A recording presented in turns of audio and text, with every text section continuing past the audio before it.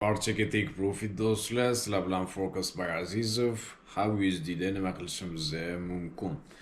Tak, bozor holatiga keladigan bo'lsak, bozorda hozir juda ham ko'p tasdiqlar bor. Hamma sell kutmoqda, ba'zilar buy kutmoqda, ba'zilar 3150 ni kutmoqda, ba'zilar tepani kutmoqda, lekin men o'tgan oydagi time frame yopilgandan so'ng tillani narxi 3350 ga chiqishini qaysidir ma'noda his qildim deydi-yu, instinkt deydi-yu. Shunaqa. Aslida texnik tomondan keladigan bo'lsak, buni biz o'zim analizim bo'yicha ertaga ko'rib chiqamiz. Texnik tomondan ham albatta sizlar bilan birgalikda ko'rib chiqamiz. Grafikka keladigan bo'lsak, hozirda bizda juda ham ajoyib holat, lekin bozor kayfiyati bo'yicha bizda hozir sell pozitsiyani kutishimiz mumkin bo'ladi. Ya'ni kecha ham biz sell pozitsiyani kutgandik, ya'ni vaqtlargacha bergandim. 18:45 dan keyin narx harakati impuls bilan bayga ketdi. Mana shu obunachilarim sellga ham bayga ham ishlab olishdi. Tak, har doimgi aytadigan gapim, prognozni boshlashdan oldin risk menejmentga amal qilinglar. Sizlarni bitta pozitsiya balansinglarni sliv bo'lib ketishiga yoki 2-3x bo'lib ketishiga olib kelmasin. Ko'payib demoqchiman. O'shaning uchun men bilan ishlayapsizlarmi? Har doim men bilan birga ishlanglar. Nimaga?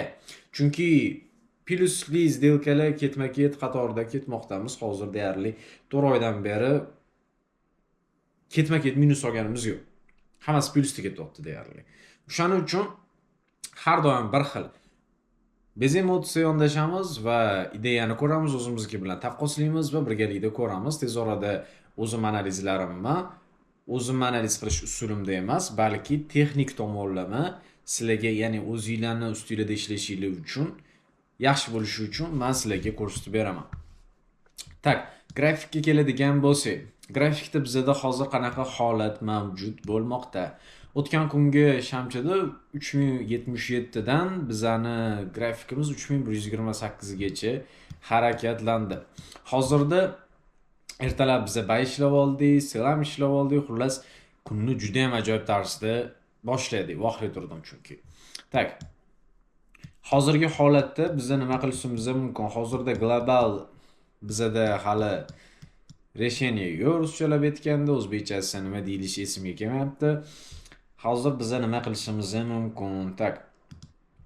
Bizda hozir narxi 41-42 zonasiga chiqib, endi agar maksimum bilan stopini urishga xohlasa, shu zonagacha ham chiqishi mumkin. Stop deganda, ya'ni ko'p traderlar bu yoqqa stop qo'yadi. Buni sabablarini men sizlarga o'rgataman. O'zim analiz qilayotgan analizlarni texnik tomonlama ko'rsatib beraman. Ya'ni shu yoqda stop losslarni qo'yadi. Stop losslarni nimaga qo'yadi? Buni birgalikda keyinchalik ko'rib chiqamiz nasib bo'lsa. Stop losslarni shu yoqqa qo'ygandan keyin narx bu yoqqa harakatlanadi va stop loss urishga harakatlanadi va bu yoqda ko'rib turganimizdek, mana bu zonada bizani traderlarimizni stop lossi uriladi. Endi kim nima deydi? Bozor baribir katta ehtimol bilan stop lossni uradi. Qachonki sizni pozitsiyangiz, misol uchun kelajakda o'xshaydigan pozitsiyaga to'g'ri keladigan bo'lsa, stop losslarni bozor urishga harakat qiladi. Endi bu har doim emas, 65% holatda, ya'ni stop urib bozor xohlagan tomonga ketadi. Buni sababini ham aytib o'tdim hozir sizlarga. Tak, sell pozitsiyaga keladigan bo'lsak, sell pozitsiyada hozir bizda 18:45, 18:30 da O'zbekiston vaqti bilan sessiya ochiladi. Sessiya ochilgandan keyin va albatta birinchi tepaga harakatlanib, keyin pastga harakatlanishimiz mumkin. Agar mabodo kuchli impuls bilan oqib ketib, narx harakati yana davom ettiradigan bo'lsa, bizda hozir texnik tomonlama bizda 20 bilan 10 oralig'ida bizda buy zona mavjud.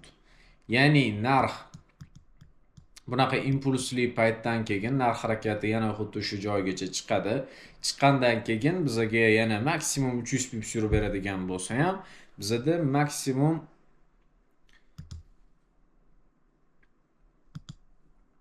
38 ne chizilmadi bu?